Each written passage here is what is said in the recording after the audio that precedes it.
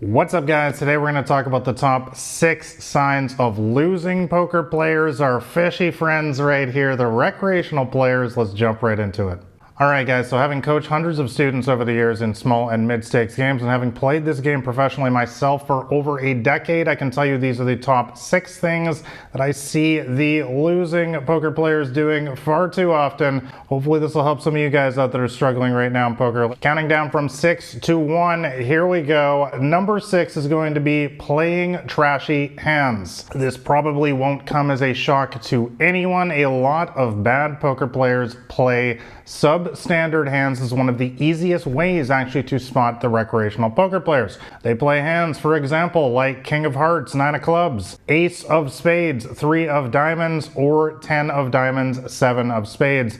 Guys, hands like this are statistically proven to be losing hands over the long run. Now, this doesn't mean that you shouldn't play these hands in specific scenarios. There's always a time and a place in poker, but most of the time these hands should be going in the muck pre-flop, aka folding them. By the way, if you don't know what hands to play, I have a free poker cheat sheet. That'll be the top link in the description below. There are literally charts in it where I show you exactly what hands to play from every single seat at the poker table. It's totally free. You can download it right now. Let's move on to sign number 5 of losing poker players, and that is overvaluing top pair. Now guys, as we just discussed, a lot of our fishy friends, recreational players, they often play a lot of bad hands. And now what makes this even worse is they hit a hand like top pair and they end up losing far too much with it. Let's give you an example hand here. You call pre-flop with a hand that I would suggest not calling with pre-flop, Ace of Hearts and 4 of Spades. Again, this hand won't be on the charts in my free poker cheat sheet, but anyways, let's say you make the call. Flop comes down with the Ace of Clubs, 10 of Diamonds, and 6 of Diamonds. So awesome, right? We got top pair.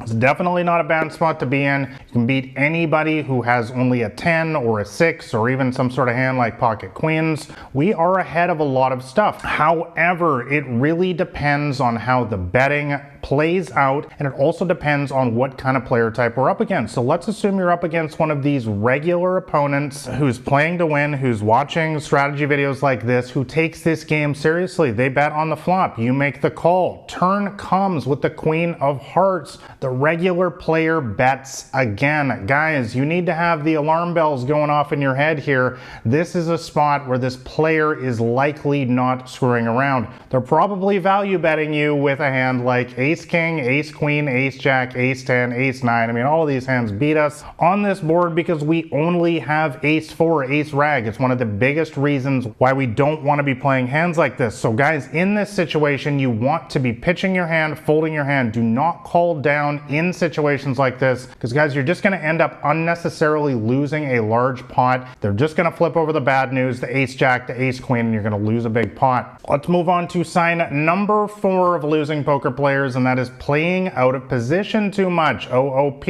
I talk about this in all of my poker books and also in my brand new training course. Guys, this is a classic sign of recreational poker players, is playing too many of their hands out of position. Guys, what you need to know is that you're going to make the vast majority of your profits in poker on the button and the cutoff, and I'm going to put the image on your screen right now so you know exactly where these seats are at the poker table. Basically, the button is the one with the dealer chip in front of it, and the cutoff is the seat always directly to the right of that. These two seats in particular at the poker table are where you want to play the majority of your hands, for the simple reason that you're very often going to get to act last on the flop, turn, and river, which is a massive statistically proven advantage in poker because you get to see what they do first. Guys, information is power in poker. This will enable you to read their hand better. They have to play in the dark. Remember, you get to see what they do first. This means you get more value bets. You get to fold your hand and save money if you think that they have a better hand. Or you can even make a raise if you're convinced you have the best hand. Guys, there's a reason why you probably heard the old saying before, the money flows flows towards the button in poker. And that is because it is absolutely true. You don't even have to take my word for it. You can just use a program like Poker Tracker if you play online poker. I'll include links for that in the description below. Just go into your database in Poker Tracker, filter for your winnings by position at the poker table. If you played any amount of hands, I guarantee you're going to be making the most money on the button and the cutoffs. So what does all this mean? Well, logically, of course, you want to play as many hands as possible from these seats, and you want to limit the amount of hands that you play from the other positions, i.e. early position, middle position, and the blinds. Again, check out my free poker cheat sheet if you want to learn more. Moving on to sign number 3 of fishy poker players, losing poker players, and that is buying in short. Guys, I've mentioned this one many times here on the channel before, is that good poker players always want to have the maximum amount of chips or money in front of them. And I'm specifically talking about cash games here. Obviously in tournaments, it's different. You know, everyone pays their buy-in in a tournament and everyone gets the same amount of chips. So I'm talking about cash games in particular here, where you're often able to buy in for 100 big blinds, sometimes 200 big blinds, or as low as 20 big blinds.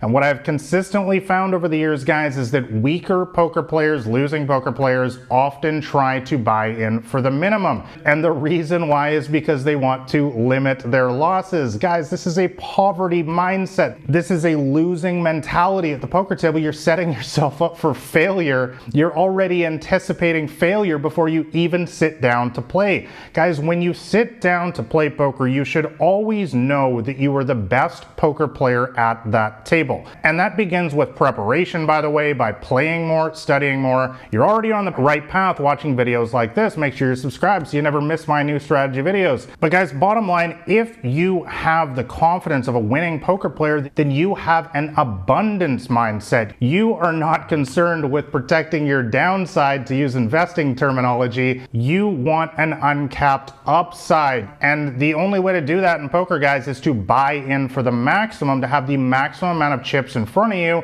so that when you win the most. So guys, always think in terms of abundance in poker. It doesn't matter somebody told you about some sort of short stack strategy on the internet or somewhere else. Guys, the best poker players in the world always think in terms of abundance and winning the most. And the only way you're going to do that is if you buy in for the maximum. And that brings me on to point number 2, sign number 2 of losing poker players, and that is always reloading their bankroll. So building off of the last one of always wanting to buy in for the maximum, if you have the correct bankroll, you're going to be able to do that without batting an eyelid about it. Now let's talk about bankroll. What do I mean by bankroll? When I say bankroll, I'm talking about the total amount of money that you have set aside to play poker. Guys, let me give you a sort of general rule of thumb in poker, which is really quite simple actually. Good poker players, winning poker players, they take money out of the poker site, the poker room. That's by definition what they do, because they're winning poker players. They take out their profits. Bad poker players, losing poker players, they consistently put money in. They fuel the entire industry. It's why the good players are able to become semi-professional, professional poker players, as I've discussed in other videos here on the channel. But guys, when you use proper bankroll management strategy, BRM, you never need to worry about reloading again. Now, I do have videos on that, by the way, as well. I recommend 30 buy-ins for cash games, assuming 100 big blind buy-in, which is the standard in most online cash games. And for tournaments, I recommend 100 buy-ins, because the variance, which is the technical term for the ups and downs in poker, is a lot more intense in tournaments. And if you do happen to be a professional poker player who's watching this video, I actually have much higher thresholds than that, because as a professional, I have played this game professionally for many years. We don't have the luxury of going broke. You can't pay the rent with losses. You can't pay your car bill when you lose at the poker tables. So you need to have a large bankroll. The reason why we want to have a big bankroll is to withstand the standard ups and downs of this game, and therefore you never need to worry about this when you're playing poker. You can just focus on playing your best. Now, I do need to mention that no bankroll management strategy in the world can fix a bad strategy. This is like in fitness, you can't out-train a bad diet. So guys, you need to know the proper tag, tight, and aggressive proven winning strategy to win. Once again, if you don't know what hands to play, when to bet, raise, fold, and so on, you can just download my free poker cheat sheet. That'll be the top link below. It is literally a 60-page step-by-step guide, totally free, on how to play the proven winning tag strategy. All right, guys, here is sign number one of losing poker players. Probably not a big shocker to anyone, and that is that they get emotional about every bad beat, cooler, so-called setup, and so on.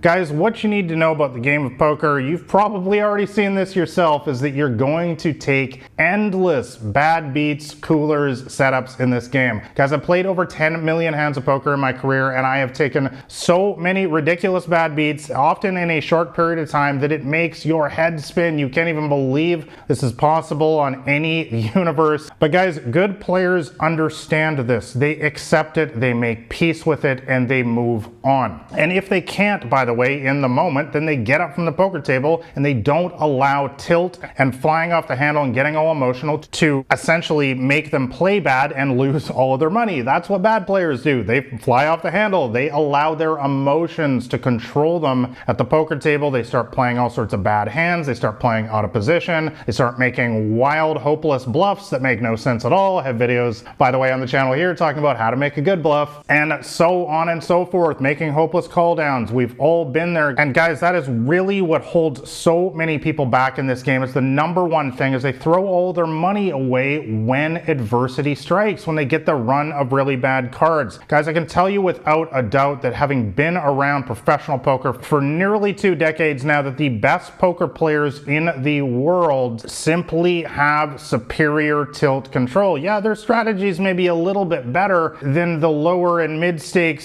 sort of amateurs out there, but guys, where they really excel is in the mental department. They are mentally stronger than lower stakes poker players. They don't allow bad beats, cooler setups, and the like to make them fly off the handle, start playing poorly, and throwing all their money away. Guys, if you really truly want to get ahead in this game, you have to get a handle on this kind of stuff. It is absolutely vital for your success in today's games. But guys, like and subscribe if you found this video helpful. Let me know what are your top signs that you've noticed from losing poker players in your poker games. And once again, if you want to know my entire strategy to smash the small and mid stakes games, grab a copy of my free poker cheat sheet. That'll be the top link in the description below. Thanks a lot for watching, guys. It's been Nathan Williams. All the best at the poker tables, unless you're on mine.